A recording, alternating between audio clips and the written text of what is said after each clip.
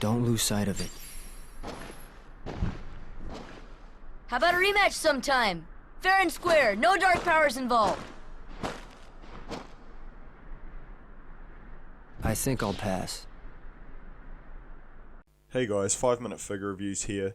I love how awkward the cutscenes are in Kingdom Hearts. It's funny looking back on it. Anyway, today we'll be taking a look at Cloud from the Bring Out Sky range by Square Enix. So this is the Cloud from Kingdom Hearts 1, which is a really cool design, and the figure captures that perfectly, I think. So the Bring Out Sky range is like a smaller version of their Play Out Sky range, which was, I think they're about 10 inches tall. These are approximately 6 inches, give or take. And yeah, he's a pretty cool figure. I have the Sora from Kingdom Hearts 3, which I thought was kind of average. This one is pretty cool. I still prefer the Play Out Sky range. They are more expensive, but on the whole, I think the design looks really cool. This is very cartoony. I prefer the sort of semi-realistic looking Play Out Sky Cloud, but nevertheless, this is still a really cool figure, and it's at a lower price point. So we'll take a look at the articulation. So his head's kind of hard to move. He's got like a cape around his mouth, which looks really cool. I love the design of that. I think it looks awesome. The head itself is nicely sculpted. Looks very much like Final Fantasy VII Cloud.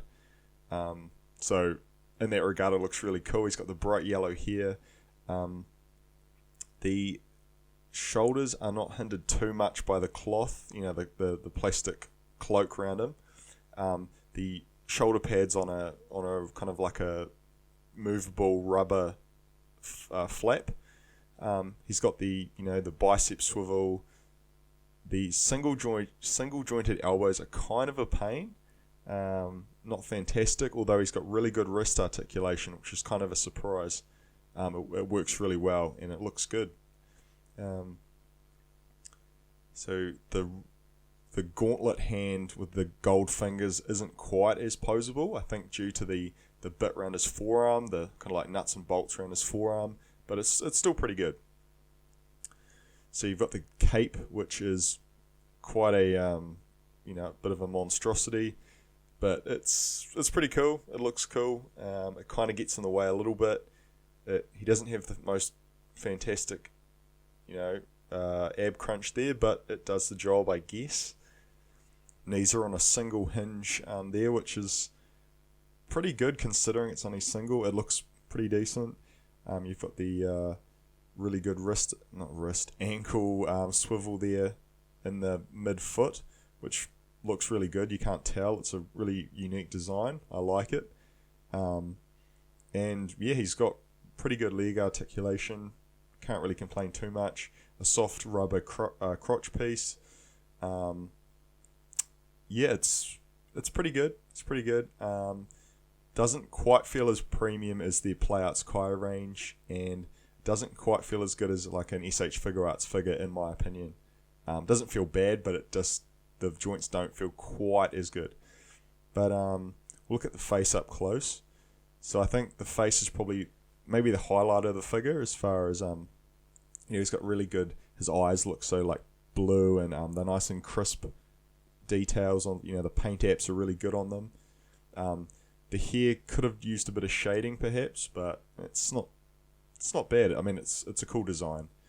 I think that's probably why Cloud's so popular, is because its design is so good.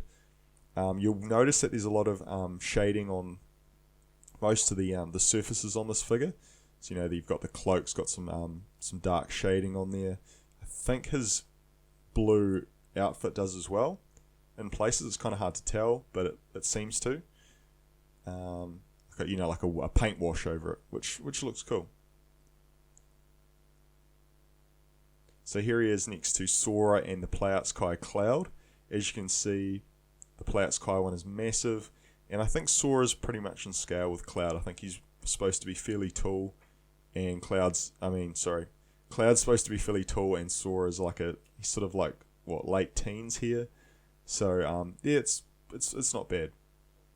I think the Cloud's a lot better than the Sora.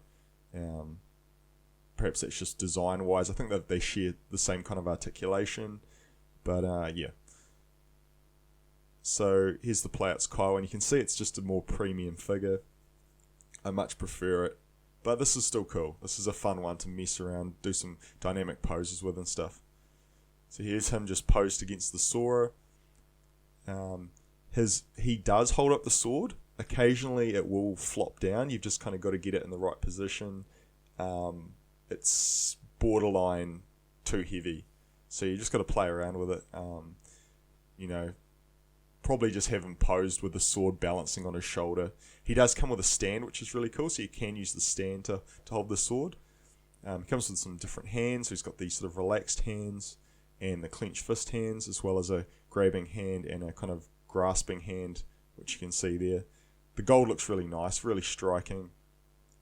Although I will say, on the whole, I don't think the paint apps on the body are quite as clean as, say, SH Figure Arts or Mayfix, but they're not bad.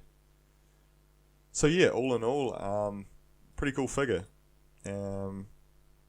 I think this is... I wish they'd still did the Playouts Kai range. I think, while... Yeah, I mean, it's cool that they're going to be able to do more figures and at a cheaper price point. So it's cool, you know, they're going to do more of the Final Fantasy secondary characters that aren't as popular. It's sort of a shame that they cancelled the line due to, I think, the price was just being too expensive. People don't want to pay $200 for a figure, which is fair enough. I mean, I don't like doing that either. Anyway, guys, thanks for watching. Don't forget to like and subscribe. Comment below. Tell me what you think of this range. Do you have the figure? Do you enjoy it? Are you looking forward to any other Bring Outs Kai figures coming out? And yeah, thanks for watching.